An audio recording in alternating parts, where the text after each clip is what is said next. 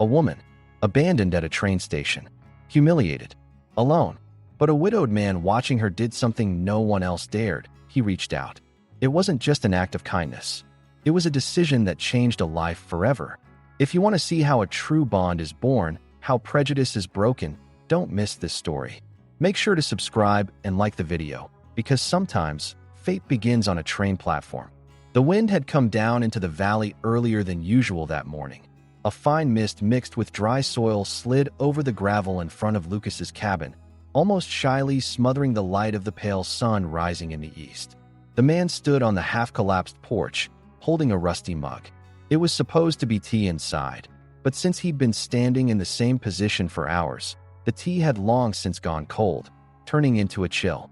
His face was turned toward the sun, but his gaze wasn't really there.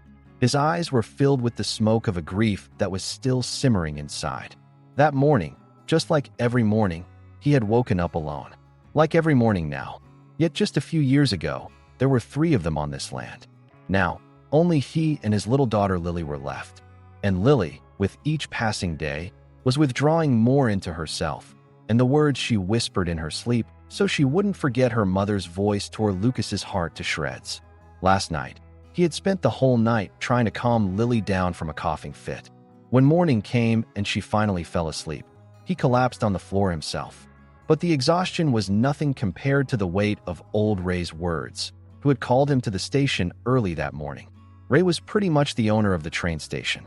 He was also the town's main source of actual news. That morning he had shown up early, got straight to the point without even saying hello. There's someone at the station, Lucas. Nobody knows who she is, but she's alone and abandoned. Come have a look yourself if you want. At first, Lucas didn't care. There was still a hole in his heart left by the death of his wife Isabel. He could barely handle his own pain, let alone be curious about someone else's story. But Ray's words had planted a seed of doubt somewhere in his mind. She's a big woman. I mean really big. Everyone who sees her turns their back. The groom who was supposed to pick her up never even showed. A stranger. A big woman. Left behind. Sometimes, someone else's pain is the only thing that can quiet your own. That's exactly what Lucas did. Lily was still asleep. He strapped on his gun, put on his old jacket, and headed to the station. He was still thinking of turning back, but his feet kept moving forward. The first thing he noticed when he arrived at the station was the silence. Usually, after the morning train, there'd be a small crowd people hustling for arriving goods. But that morning there was an odd sort of awkwardness in the air. A small group had kept their distance, watching someone. And that's when he saw Emma. The woman was sitting on an old suitcase, just past the tracks. Her back was straight, but her shoulders were fighting not to slump. Her body was the kind that small-town folks would easily judge large, striking, hard to ignore. But the look in her eyes shook Lucas to his core. Could a woman's eyes really be that strong, that wounded, and that proud all at once?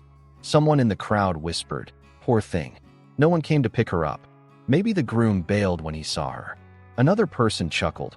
"With that body, forget the groom, no farm would want her." Lucas's fists clenched on their own. He pushed through the crowd.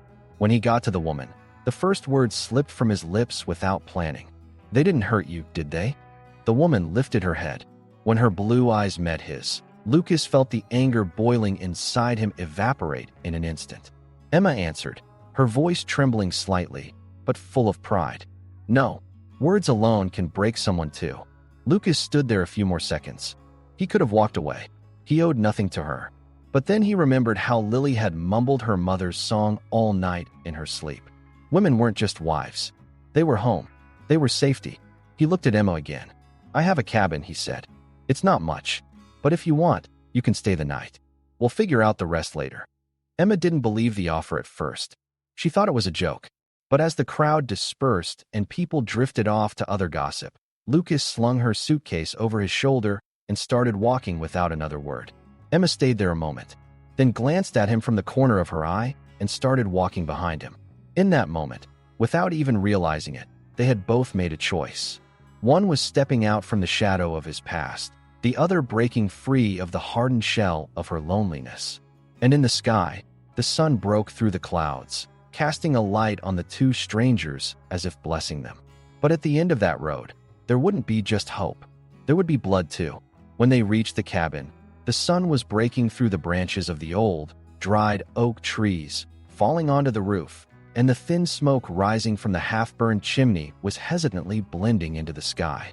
When Emma first saw the cabin, what passed through her mind wasn't shelter, but ruin. But the way Lucas walked, with the weight of responsibility on his shoulders, told her there was still a life inside those walls. When they opened the door, a child's breath was heard from inside. Before Emma's eyes could adjust to the darkness, a little girl's voice came through, shaky but clear. "Dad, is that you?" Lucas didn't respond. He quietly opened the door all the way and motioned for Emma to come in. Lily was rubbing her eyes, peeking her head out from under an old blanket. When the girl turned to Emma with a look that seemed to be searching for her mother's voice, Emma's heart skipped a beat. In that look, there was both something familiar and something lost. Lucas bent down, kissed his daughter's forehead, and said simply, "We have a guest today." Lily gave a small nod, but her eyes lingered on Emma's face for a long time. The cabin was tired from the inside out. Every wooden board carried marks of time. Every object carried the scent of loneliness. Emma didn't say anything but scanned the room. The cracked ceramic jug in the kitchen corner, the broken stovetop, and the empty plates all etched themselves into her mind. Lucas dragged a chair over and offered her a seat. But Emma stood tall, as if fixed in place. "Thank you for letting me stay," she said. "But I can't just stand around doing nothing. If I'm going to have a corner in this place, I want to earn it by working." Lucas nodded, but there was a look in his eyes that she hadn't seen before: respect. The first morning, Emma got up quietly. Lily was still asleep, and Lucas had already gone out. She started cleaning the cabin. She boiled the dishes, scrubbed the kitchen floor, wiped the windows. In every movement, there was a rebellion born of the past and a hope for the future. She was a stranger, but she wanted to belong here. Because even though Lucas didn't say it, it was obvious he needed someone to lean on too. By noon, Lily was awake. Her hair was messy, her eyes curious. Emma walked up to her slowly. "My name is Emma," she said. "I'm here just for a little while, but I'd really like to meet you." Lily looked down. "My mom called you Emma too," she said suddenly. "I heard it in a dream. Your voice sounds like hers." Emma didn't know what to say. She swallowed, knelt down, and said, "I didn't come here to hurt you, Lily. If you'll let me, I'd just like to stay for a little while." That afternoon, when Lucas returned, he saw Lily and Emma sitting together in front of the cabin. The girl was shaping mud with her hands, and Emma was patiently watching her. What passed through Lucas's heart in that moment was a mix of shame and hope. Ever since his wife Isabel died, not a single woman's voice had echoed in the house. No one had brushed Lily's hair or hummed a lullaby to her. And now, as he stepped inside, the smell of food from the stove warmed him for the first time in years. Emma was quietly stirring soup, and Lily was asking her questions from the kitchen corner. "How did you learn that? Why do you hold the knife like that? Did moms do it this way too?" That night, for the first time, Lucas placed more than 2 plates on the table. There was silence again as they sat. But this time it wasn't cold. It felt like a newly formed friendship. In the dim light falling on Emma's face, Lucas didn't see just a woman. He saw someone dignified, someone strong. And Lily's smile that evening was what connected them all. But peace always comes with its shadow. The next morning, when Lucas came back from the town, his face was stiff. He dropped the sack of flour to the ground and started speaking before even closing the door. "They're talking about you in town, Emma. Who you were, why you were left behind, why you're so large. Everyone thinks they know something, but they know nothing." Emma stayed quiet. She only answered in a whisper, "I don't owe anyone an explanation, but I owe you, Lucas. If you ever want to know, I'll tell you." Lucas looked at her for a while, then lowered his head. "Not today, but maybe one day." And that night, the wind howled again outside the cabin. But inside, the presence of a strange woman had now replaced the silence. As the days passed, Emma's hands grew tougher, her back started to ache, but the expression on her face softened. The loneliness soaked into the walls of the cabin was slowly giving way to life lived, and day by day, Emma's presence was weaving itself into the very fabric of this home. Lily now looked for her in the mornings with her eyes. When Emma woke up, there would be little drawings by the edge of her bed made by the girl. Lucas was still as quiet as ever, but the tone of that silence had changed. It used to be a silence that kept people away, now it was one that protected. But that morning, The shadow of a weary woman on the village road cast a dark veil over this new rhythm. Emma was bent over, cleaning the chicken feeder, when she noticed a pair of boots standing at the entrance of the cabin.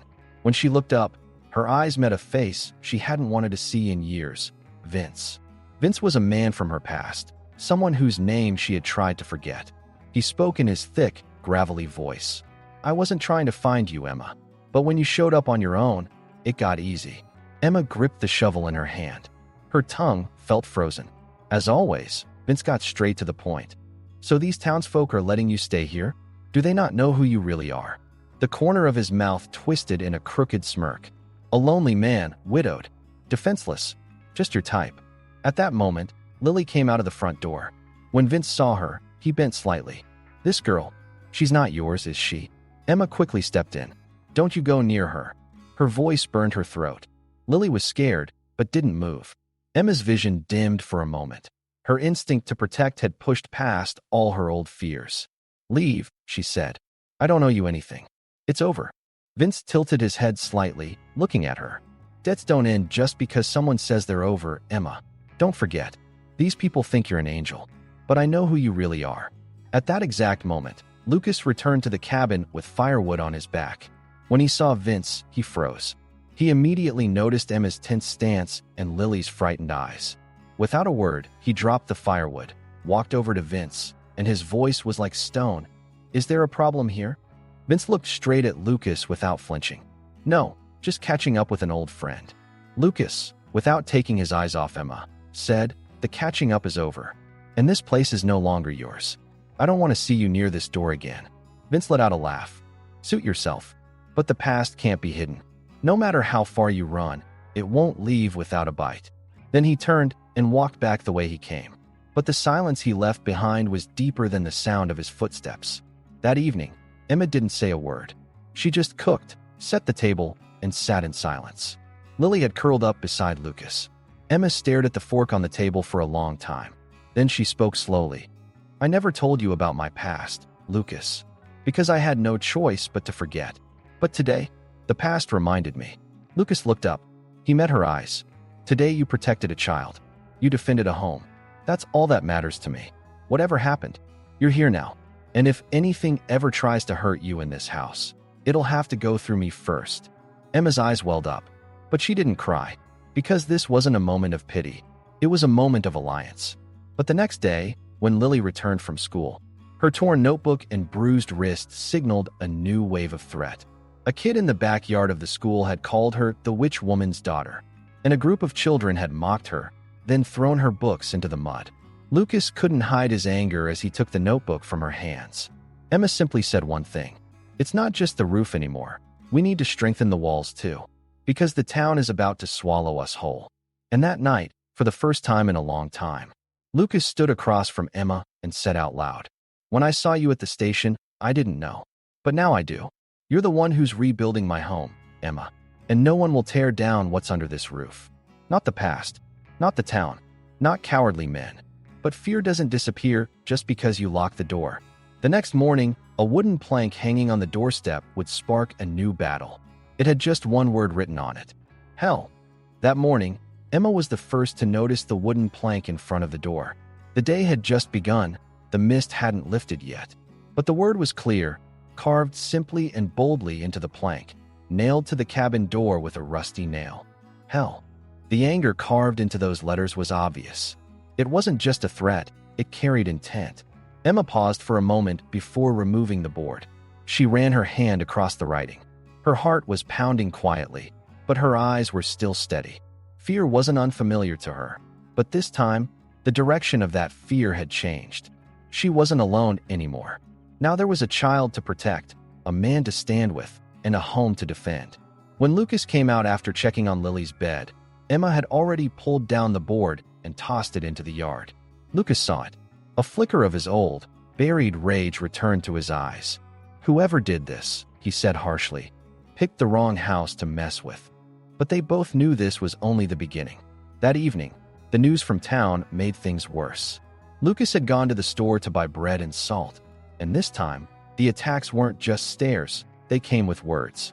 "Send that woman back before she drags us all down with her." an old man said. This house had finally found peace after decades, and now it's cursed again.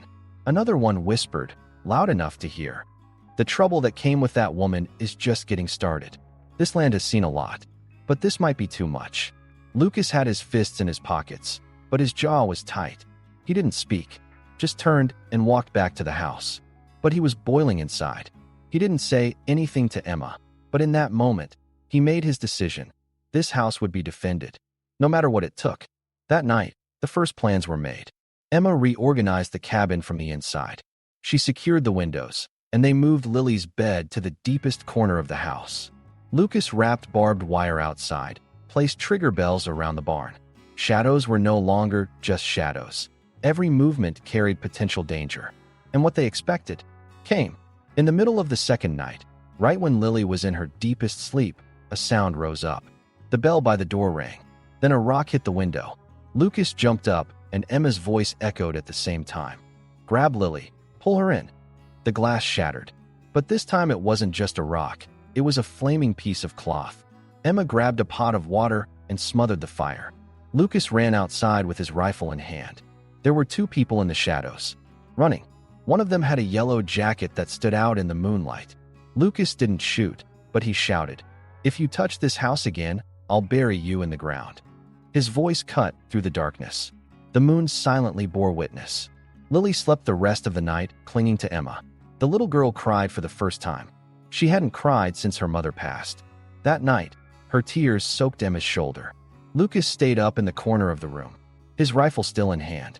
When morning came, a quiet resolve filled the house. Emma's hands weren't trembling as she made breakfast. "That's enough," she said softly to Lucas. "They need to understand they can't tear us out of here." Lucas nodded. Then he reached into the inside pocket of his jacket and pulled out a piece of paper he hadn't touched in years. An old map. It showed a wooded area behind the cabin. "There used to be a shelter there," he said. "My grandfather built it in case of war. Nobody knows about it. Maybe. It's time." For 2 days, they worked together. They dug into the ground, cleaned the shelter. They brought in canned food, blankets, and ammunition. They made a secret path for Lily, a small tunnel running from the barn into the shelter. And that night, Emma sat next to Lucas. She held an old teapot in her hand, her voice slow and clear. "What did you think when you first saw me at the station?" Lucas smiled, but it was a smile touched with sadness. "I saw a woman, one who clearly wasn't going to give up without a fight." Emma didn't look away. "And now?" Lucas took a deep breath. Now I see a partner, someone I'll fight beside." Outside, the wind circled the cabin. But inside, it wasn't silence, it was certainty. Because this time, hell wasn't coming for them. It was coming for the ones who had looked down on them. That night, the cold settled over the land earlier than usual. Even the moon was dimmer than normal. The sky was covered in a gray veil, as if it already sensed what was about to happen. While Lucas checked the entrance to the shelter one last time, Emma was behind the barn, digging out the ammunition crate buried in the ground, and Lily sat quietly by the stove, adjusting her socks.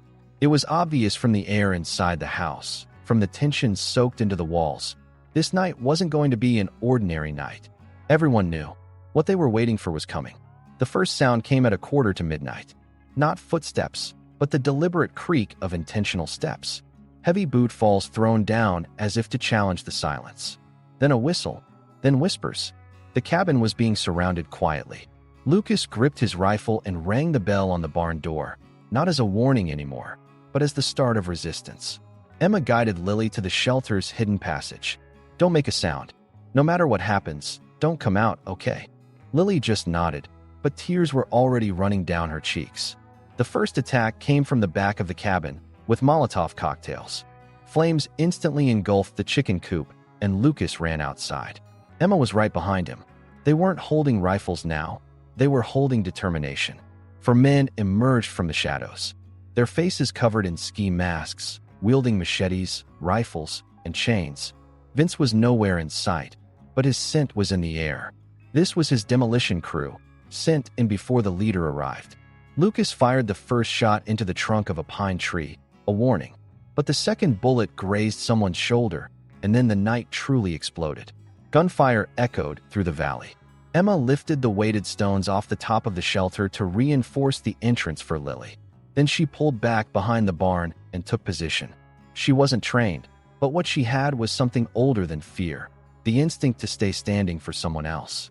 When the second man got close, Lucas's rifle jammed.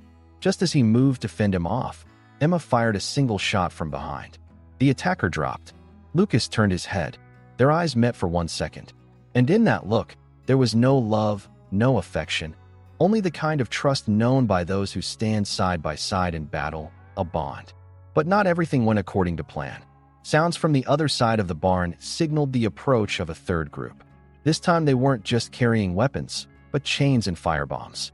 Through the trees, Vince finally appeared.